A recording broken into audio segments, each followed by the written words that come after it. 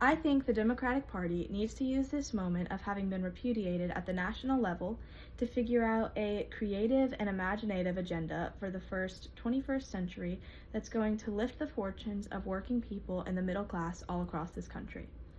This is a comment made by Senator Michael Bennet.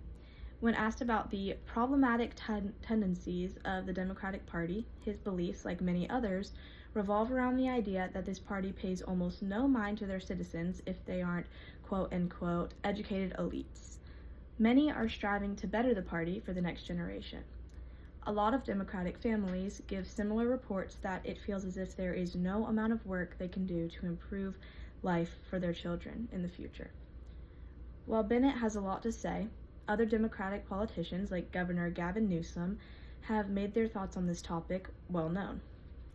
Newsom makes different critiques on this party, saying they're frequently too judgmental and prideful in what they believe.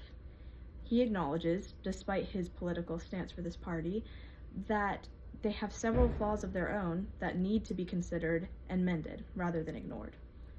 The governor goes completely against the general belief of his party and speaks up on moral dilemmas that are simply unethical and unfair.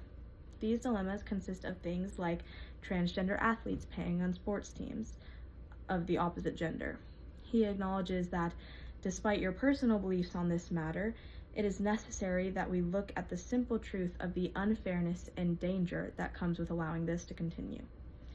We see a popular example of this in swimmer Leah Thomas, a transgender woman who swam his senior year at the collegiate women's level. This led to much uproar all across the United States, parties fighting back and forth over his rights as a trans woman.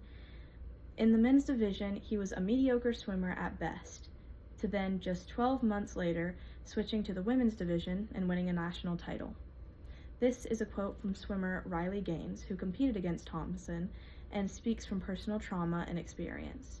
Stories like hers are the reason it is so crucial we have politicians like Newsom and Bennet who are honest about the situation and dangers despite their personal beliefs.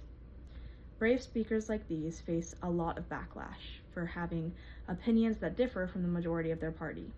I see it as admirable that they defy the fear of being publicly shamed and they speak out about issues of great concern, rather than shrinking away from them in fear of losing votes.